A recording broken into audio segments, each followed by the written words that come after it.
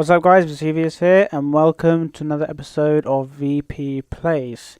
Now in this episode we're going to play another first person shooter, but this time it's in a game that's a little more familiar to watchers of this channel. It's the game I did my first YouTube video in. It's a game that came out 4 years ago. And we're going to play a little something called Firefight in this game. And that game is Halo Reach. You remember this opening cutscene? Bungie's last Halo game. And quite underrated, I think. People tended not to like the multiplayer. I thought it was great. It introduced the new Forge 2.0, which was phenomenal. A massive step up from Halo 3. Imagine if in Halo 4 we'd still have Halo 3 forging with like just crates and blocks just bumping into each other. So Halo Reach, Firefight. Let's see how it goes. Why am I red in Firefight? Is it on? Oh, is it on versus? No, it's normal. Right, I'm gonna put it on easy, just for the sakes of this video. And the map I want. What's a good one? I'll do Unearthed. Unearthed is the DLC Firefight map that came with the Defiant map pack. Was that the one? I think that was the one. And should I play a custom version of Firefight or just regular Firefight? See, most of these ones. I think that one is infinite lives. I'll tell you what. I'll just do classic, and when I die, all my lives are gone. Then I'll try maybe a different map. So I'll just start. It's easy to just start, and we'll see how this goes. Now, Unearthed is a map that's set on. It's not on Earth, and it's like a giant mine, a quarry for a mineral that the UNSC probably need for building ships. I'll use recon, a bit of sprint. Oh god, I haven't played this game in ages. I think I got Cortana's voice.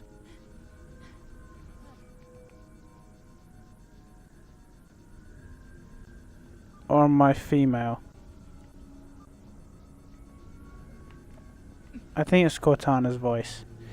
Yeah, I remember for Firefight in Halo Reach was a bit.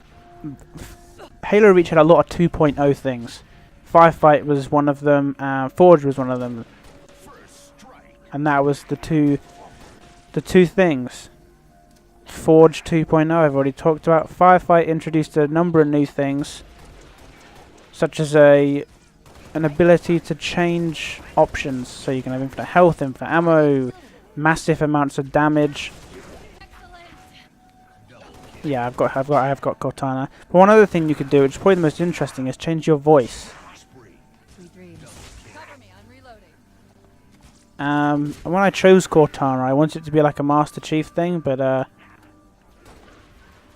it turned out to be I am Cortana. So if Cortana's a real person, this is what it would sound like if she was a soldier rather than just an AI.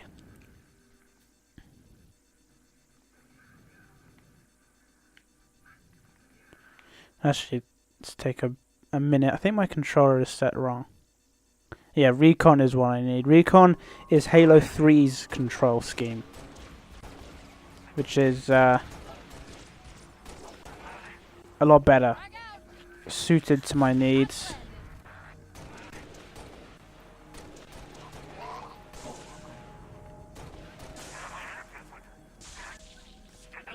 It means that B is melee and not right bumper. I don't know why right bumper is melee. B should always be. Always be melee. But for some reason in Call of Duty, one of the thumbsticks, right thumbstick always works. There are also one thing that this Firefight introduced was other vehicles, because the only map that you could drive vehicles on was oh god, what was it called? The Safari level in ODST. Whatever it was, you could drive the Warthog and Chopper in that map, but it was the only map you could drive a vehicle in. But unlike that, this version of Firefight has a lot of other vehicles, like you can drive a Ghost, or okay, we've got some hunters now. This is where this ordnance will come in handy. If you remember, in ODST, ordnance was found on the walls of the building. So in Oni Alpha site, there was a sniper rifle up in one of the rooms. So here I've got a target designator. I'll probably use that on this hunter and get away quick. And he's history. And then I'll get this other hunter as well when this when it recharges. Unless I've only got one. Oh no, yeah, it's recharging. This hunter is much more docile than he usually is. Okay, let's get away quick. There we go. So taken out easily, and luckily these weapons, they replenish quite quickly. I think it's every so often, every 1 or 2 rounds. So it's not like I'm wasting it. Hunters are definitely a problem in this Firefight when you only have these little weapons.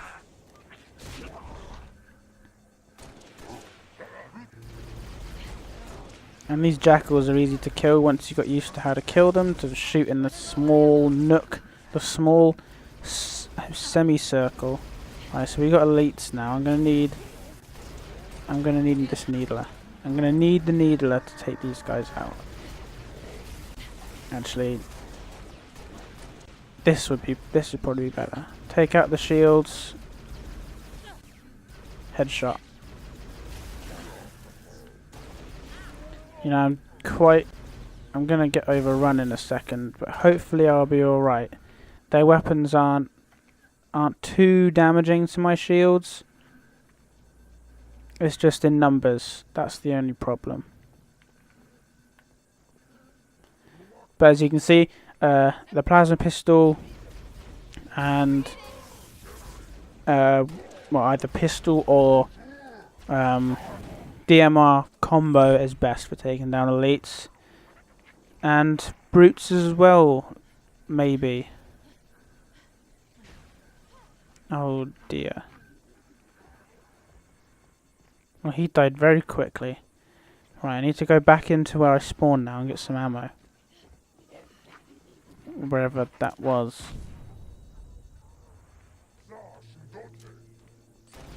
Oh, so this is where the Warthog is. I think where I spawned is up here. Yeah, there it is. That was a close one. Good work. These brutes are weak. Jesus. Suicide grunts are the most annoying. You run up to... Because usually when you kill enemies, you're used to just running up to them and hitting them or shooting them close range. And they got grenades, and... If you remember in the level Exodus, they're the first enemies you encounter, and they run straight up to you, and there's like 4 of them.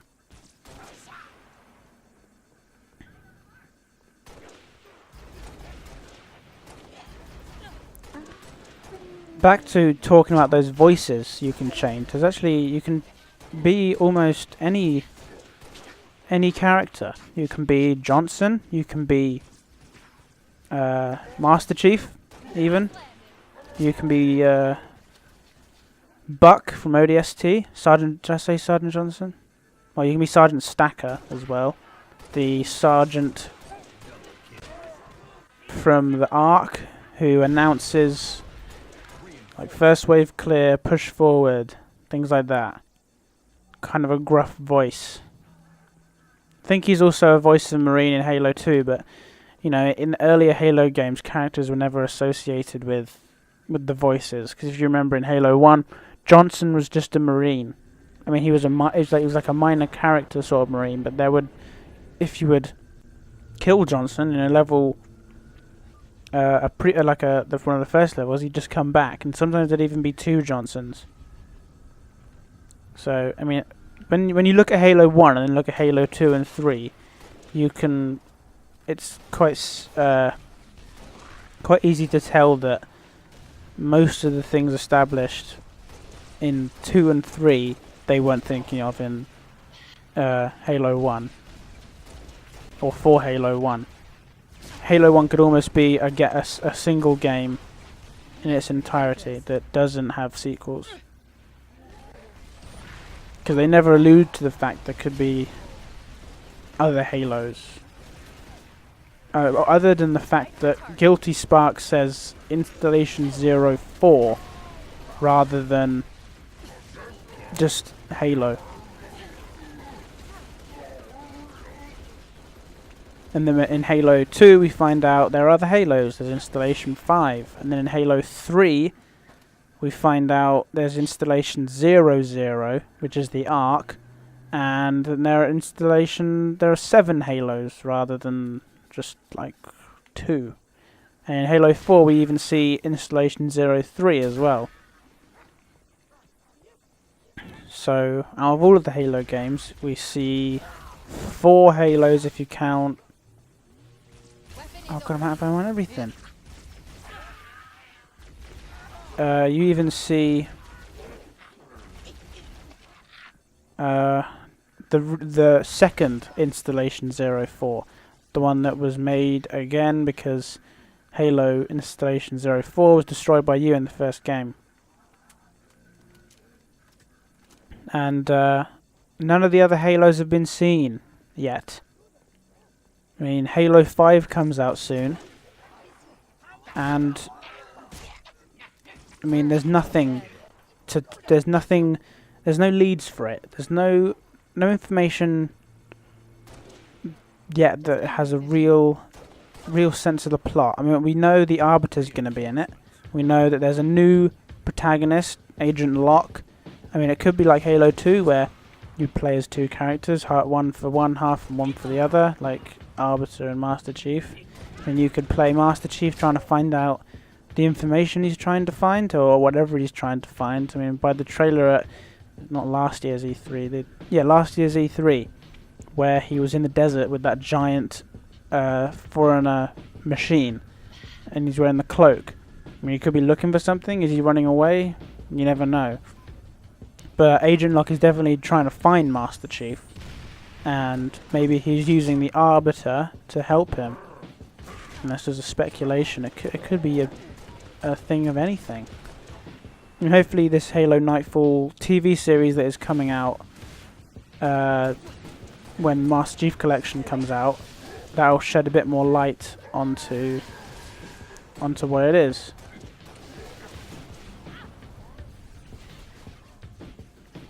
One of the good things about Halo Reach is it introduced a number of new weapons, like that weapon that was fired at me a second ago, the plasma launcher, fires plasma grenades, and the weapon that guy up there has, the beam rifle.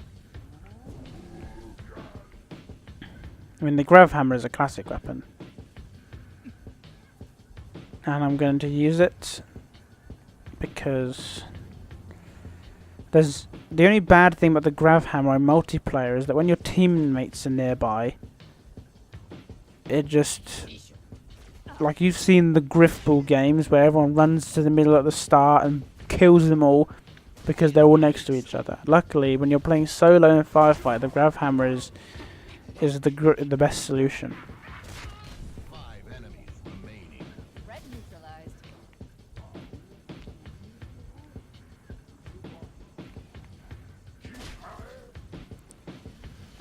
I haven't even died yet.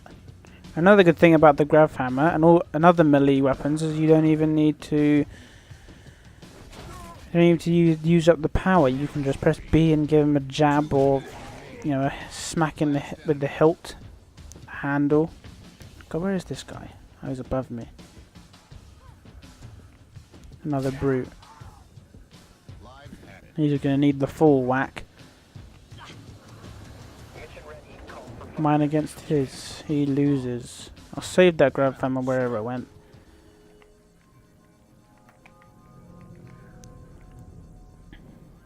For later rounds, all these power weapons lying around the map are going to be especially useful.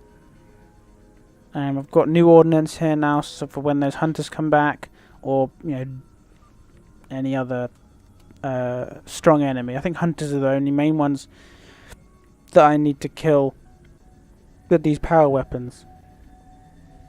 Most other enemies can be taken on with the grav hammer, or I can use a plasma grenade or a plasma pistol I just find on the ground with a simple headshot like I've been doing. But on higher levels it's not going to be so simple, because all these skulls turn on and the enemies get stronger. I don't know how high I'm gonna. The way this is gonna end is I'm gonna be dead. I'm gonna just lose all my lives. And I probably should have. Thinking back to it now, I don't want to have a massively long video. So we'll see how it goes. I might be overwhelmed.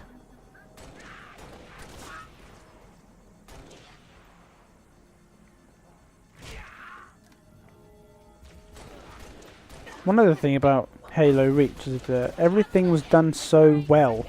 All of the, graphically, all of the Halo Reach had some of the best armor, because it just looked so worn and real.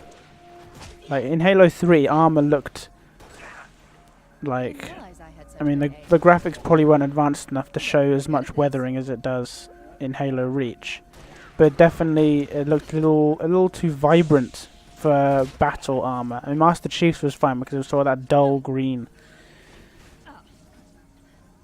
And then in Halo, after Halo Reach, Halo 4 had a similar effect, and the colours were still super vibrant. But in this one, the armor looks worn. It looks like it's being used for war. But then again, in every Halo game, 2, 3, Reach and 4, the Spartans are different. I mean, I don't think that's it's said that there are different Spartans, different type of Spartans, but I don't think a lot of people know the difference. Spartan 2s in Halo 3 are the Spartans that have been kidnapped as children and trained from a very young age to be killing machines, and have been augmented, so they're super strong. I mean, Master Chief, he's not that old. I mean, he was Master Chief when he was like 15.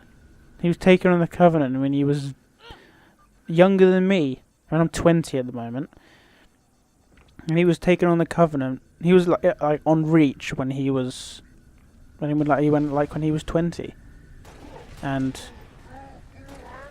like in the books, like I'm reading through the books at the moment. I'm on First Strike at the moment.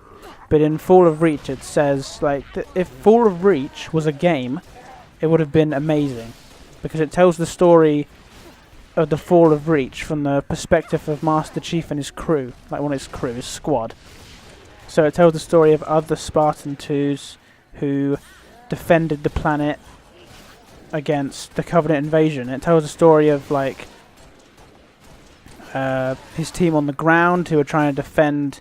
I think it's like power stations or power relays that power the orbital guns, and then in space it's Master Chief and the other half of his squad trying to defend stations against the Covenant.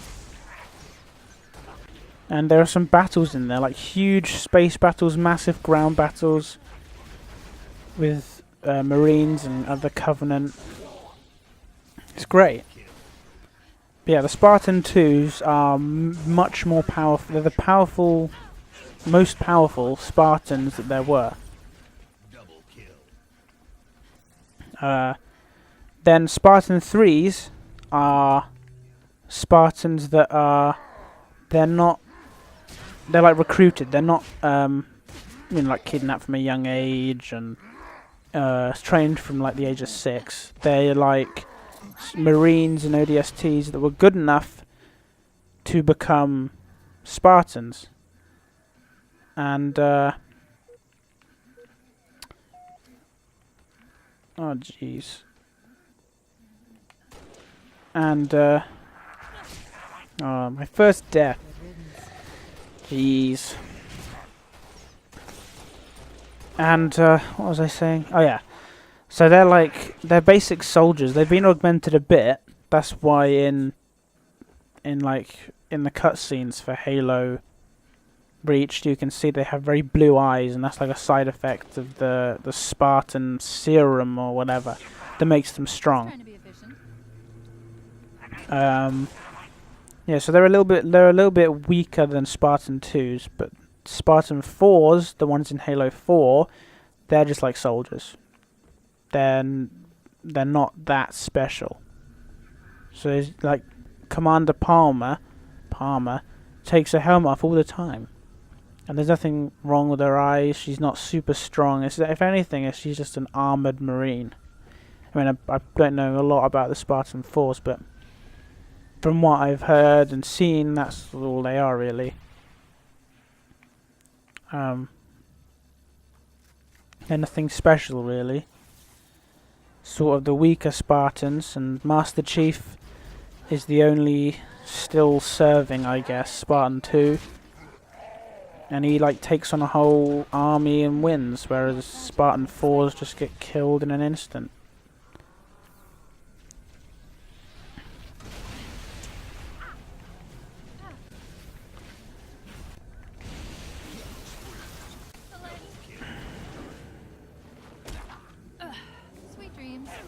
Right, so these later levels now, all these vehicles have started to spawn. We haven't seen any ghosts yet, but we have seen a wraith. And there's a... Well, there's a ghost. I'm gonna die again now, aren't I? Alright, so I'm gonna use this ghost now. This is good for just going around the perimeter and taking out enemies, because they all group up in the middle here. And it's good to just go around in a circle and take out the odd enemy here or there, and then take your time with it rather than just going in gung ho, trying to kill everything all at once. And as you have like a fuel rod cannon, then that's something you can do. But being in a vehicle is probably a good choice, especially on these more not higher levels, but not highest levels, but higher levels, because the rounds change every time. They don't. No, there's not the same thing every time, is what I'm trying to say. So I haven't seen any hunters this round, but I have seen these like brute squads and grunts with fuel rod cannons.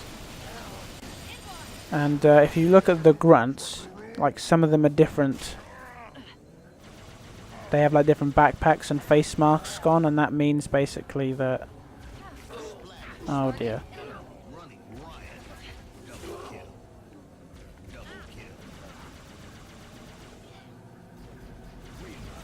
See, the beam rifle was never that good, I don't think. It's not effective. It doesn't have the range of even though it looks like it's a continuous beam. I've experimented with it, and it's doesn't have that high a range as you would think. Right, did I drop... I dropped my DMR around here somewhere. There it is.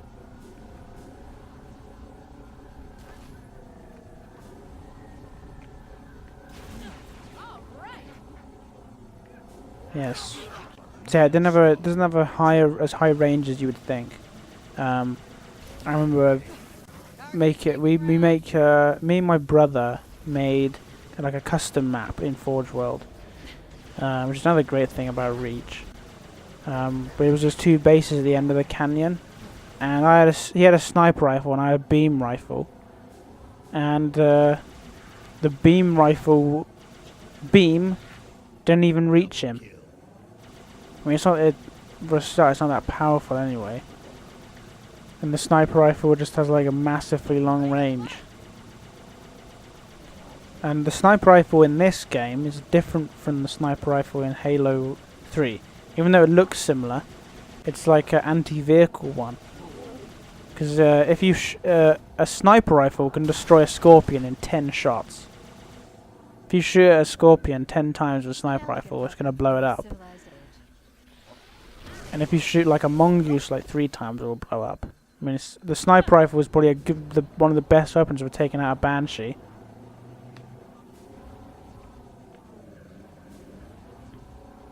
Okay, this isn't working. I'm gonna need the Spartan laser. Star Wars reference there, if anyone caught that. More civilized, what was it? An elegant weapon for a more civilized age. Where's another one?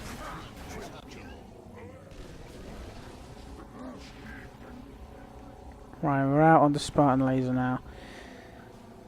But I think that's all we're gonna need on this. Uh-oh.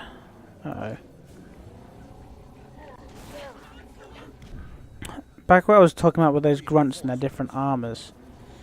It means it's basically to distinguish their ranks. So if they have the pointy ones, it's basically the lowest level grunt, and then it goes up from there. I think the ones with the barrel-shaped backpack are the highest ranks. And there's one with the red two-pronged backpacks. It might be the other way around. I didn't see a red backpacked one this time. Oh, there's one there, look. But yeah, in Halo 2, it's quite easy to tell the ranks of the elites because they're different colours. Like, the blue ones are regular elites. And then the red ones are majors. So they're like the commander of squadrons. And then it goes up from there. You might have like a zealot, which is yellow or like gold. And then the white ones are the commanders. I mean, before the Arbiter was in his Arbiter armor, he wore yellow or gold, but that's because he was like a fleet commander. So I don't know if that's got anything to do with it. Right, let's try hijack this Wraith. Oh no, I blew up. Oh, never mind that idea then.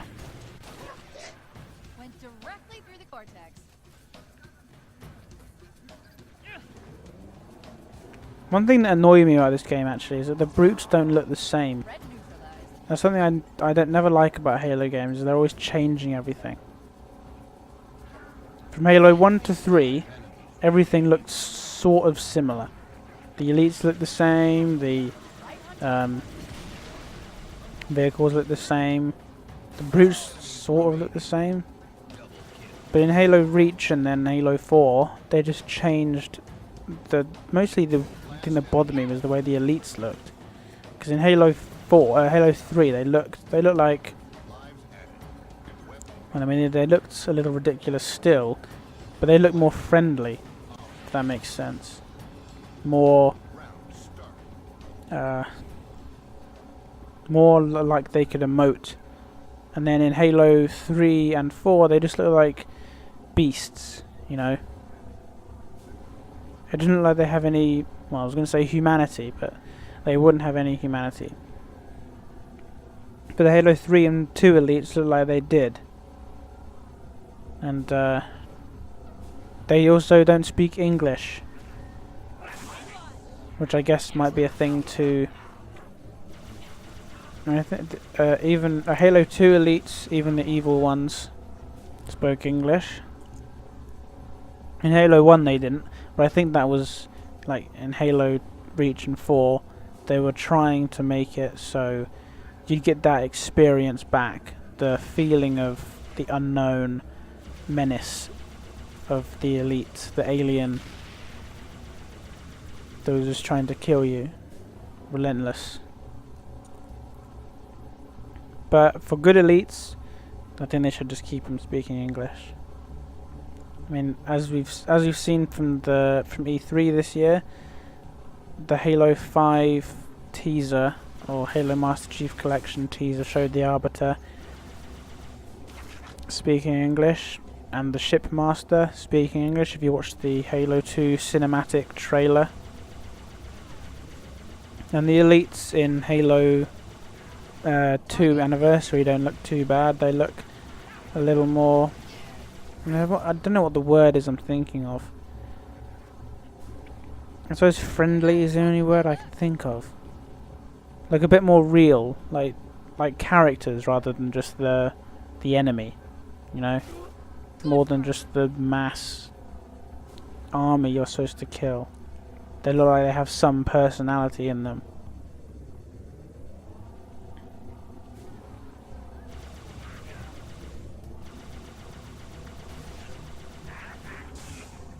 But speaking of the Master Chief Collection, that comes out was it October 11th? Or is it November 11th? I think it's November. It's either October or November, that's the point. It's the 11th of something. I think it's 10 years since Halo 2 came out, which is, knowing Microsoft and Halo, it's probably November. Most of their games have come out. Halo 1 came out in November, so I'm guessing Halo 2 would come out in November. But Halo 3, ODST, and Reach came out in September.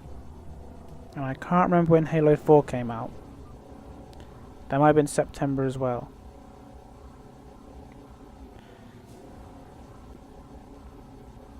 But I'm very much looking forward to the Halo Master Chief Collection. I can't, there was leaks of it before, and when I looked at them, I was like, this can't be real. This must be like a bundle thing they're doing on Xbox Live or whatever, or it's even fake altogether with. But when they announced it, it turned out to be real, and it's amazing. Not just because it's all 4 Halos put together, plus Halo 5 Beta, plus Halo Nightfall, and all the multiplayer. It's so much content for the price of one game. I mean, it's over 100 maps that you can play continuously. You can play the whole campaign continuously, one mission after another after another.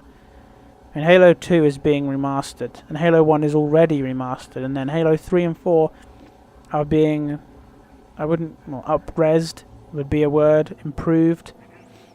They're being improved from their original resolution and frame rate to 1080p, 60 frames per second, which is the optimum graphics settings for the Xbox One. But we've seen screenshots of Halo 2 on the Xbox One, and gameplay as well from the new multiplayer maps. But I'm most interested to see what Halo 3 is going to look like, because I mean, it was good. Well, I thought it was good for 2007, and it still holds up today. But you can never tell with just an up-resing and frame rate increase. You can never tell what you can never tell what it's going to look like. You know, I don't know of any game this has happened with before.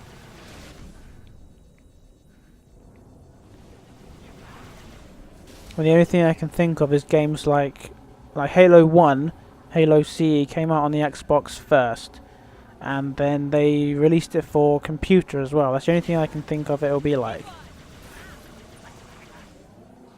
Like the graphics for Halo combat evolved on the PC, where it was much sharper and smoother and had like better particle effects as well, compared to the original Xbox version.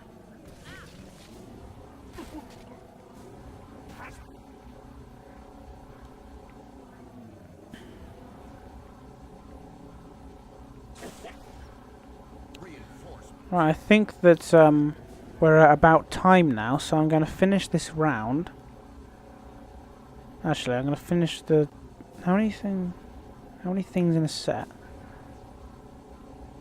Or a round? No, I'll just finish this one... This round. And then we'll call it a day. Because I realised through doing this, these videos, these longer videos, that my throat starts to get quite dry from speaking so much. But I'm guessing while it's reinforcements are doing, I'll just wet my whistle.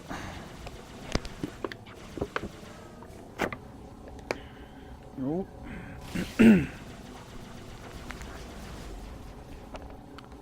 Right, better. So there are 5 reinforcements per round, and 3, is it 3 rounds set? I'll just do 1 set. Because that's what it looks like I'm on at the moment, if I survive it. I mean, it is on easy, so I should be okay.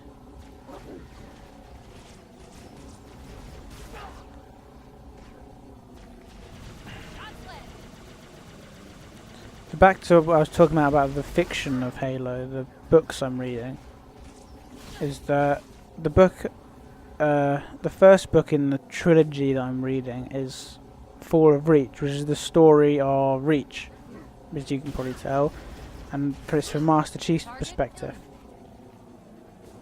And that's quite interesting to see, because this game doesn't tell you anything about Master Chief. The only thing you see of Master Chief is him in the cryo tube at the end, but that's even that's an Easter egg. But this one tells you about what happens to his squad and what happens to the Marines on the planet and the space stations and the ships. It also gives you some info on Commander Keyes, or Jacob Keyes, his background, and about Catherine Halsey as well, the creator of the Spartan program. And then The Flood, which is the second book, is basically just a novelization of the first game.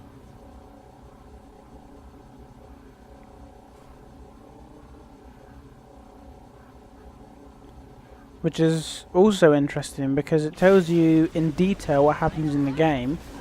But there's also another story about all the Marines that were on the Pillar of Autumn.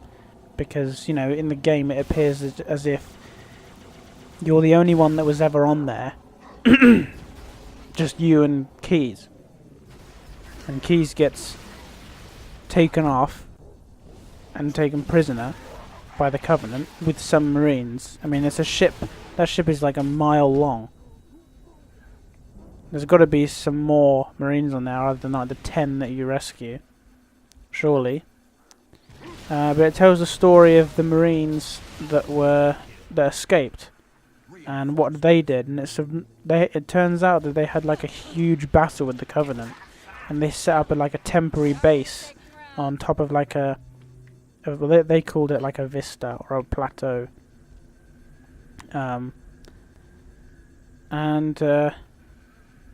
they had a massive fight with the Covenant. And another story was of the Covenant side even, where there was the story of a grunt called Yayap. That was his name, Yayap. That's what grunt names are like. And he had a friend called Gagor. I think that's how their names are, like 2 words and then they're 2 letters, like YA, and then the same two letters with like another consonant on the end. Yaya. And the story of how he was in a quiet unit, not doing very much. He enjoyed it, but then as soon as he saves an elite's life, he gets promoted up to special forces, almost by accident. And you know, he doesn't like it. He has to say goodbye to his friends, and he goes with this elite to try and kill the Marines, and he ends up stealing a ghost and just like leaving the battle with like this nice food and things like that, and he just sits in a quiet place and enjoys his food, and then the halo is destroyed, and he's lived out his last moments peacefully.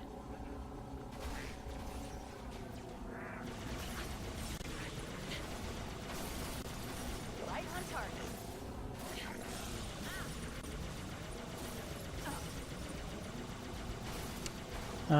But after the flood, there is the book First Strike, which tells the story of how Master Chief and Johnson and the other Marines got off the Halo. And I haven't got very much the way through it, but so far, like, Master Chief was in the longsword at the end. If you remember, that was the last mission. You had to get to the longsword and take off from the Pillar of Autumn before it exploded. But it tells how Johnson was in the Pelican with some other Marines in space, and he did the same sort of thing. And they meet up, and then they take over a Covenant assault carrier, which is like the biggest ship. Well, not the biggest ship, but the biggest ship that was there at the Halo. And they take it over, and they're trying to get it back to Earth. And that's what's happened so far. And they've had to evade. I mean, if they made these books into movies, this one would be pretty good, or pretty cool at least. Because in one scene, the Covenant carrier that they're in, they have to evade these like smaller ships, these cruisers, and the way they do it is they like loophole around the sun, like use the gravity. And there's like, I think actually might be, it's not a sun, it's a gas giant. And there's like imagery they describe in there of the ship like flying through the clouds and like looping around at high speeds and escaping, which would probably be quite a good movie sequence. He doesn't seem to like that. And not to mention the taking on of the ship as well, with the fighting as well. And about these, the author of the book, or the books, get right into detail with everything that's happening, like everything down to the reloading. And I mean, obviously, because it's a book, you can't just say like he shot some guys, he took on a ship, he drove a warthog. You have to be more descriptive with it. What happened there? Did I get whacked?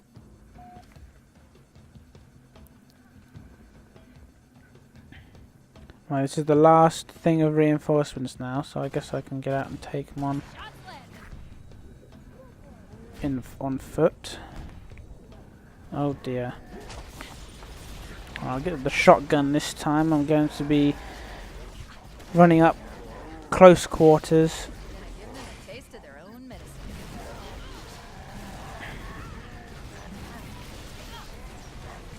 I'm gonna need something. I'm gonna need that guy's fuel rod gun to take out that hunter, but he's using him as cover.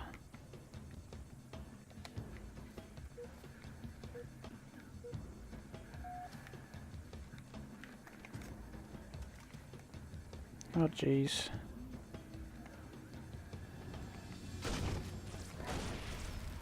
Okay, things seem to be going well now that hunter's gone. My shields are pretty low actually. Oh dear. Okay, at least the hunter's dead.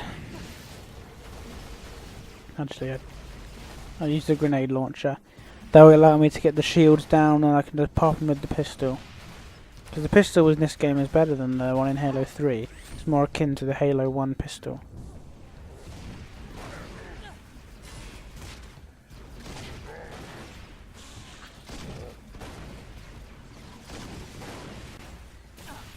I use this needle rifle actually. It's like a this rifle is like a needler, but as you can probably guess, but it it's a long range version. Like it's like the DMR for the Covenant, basically.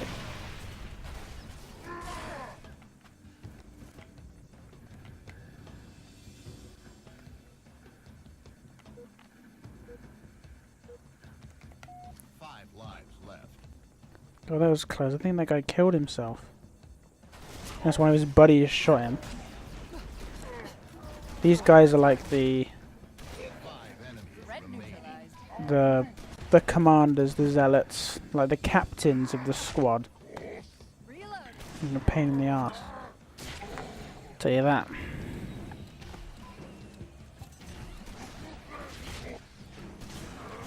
What are these guys doing?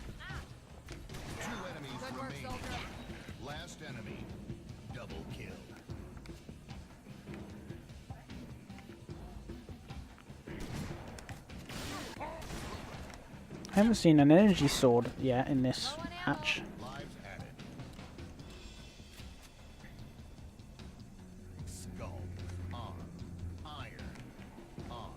Oh, I'm making some progress now. There's only a few. There's one enemy left.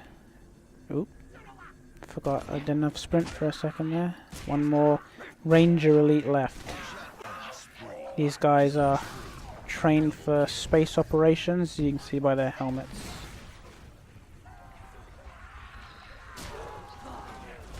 Oh, I'll do this bonus round and then we'll call it a day, shall we? This is where enemies just spawn from anywhere and you can see how long they survive.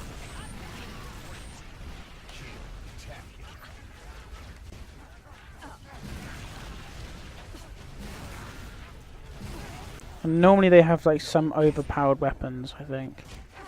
These grunts all have, well not all of them, but all those grunts had fuel rod cannons, which is like the Covenant rocket launcher. Detecting high levels of radiation.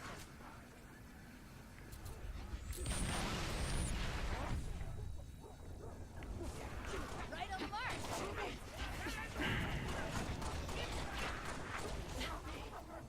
So, you see that time at the top? I've got to survive for another 40 seconds. Which doesn't like it should be too much of a problem. I say that now, I've just run out of ammo. And I keep thinking I have sprint still.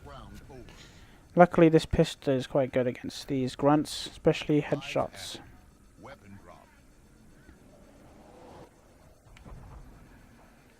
Jeez.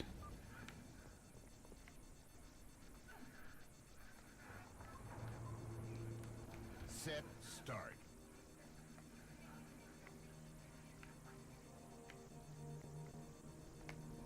There we go, I'm done.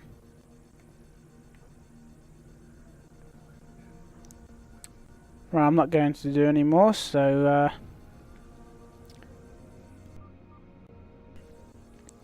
thank you for watching this episode of VP Plays.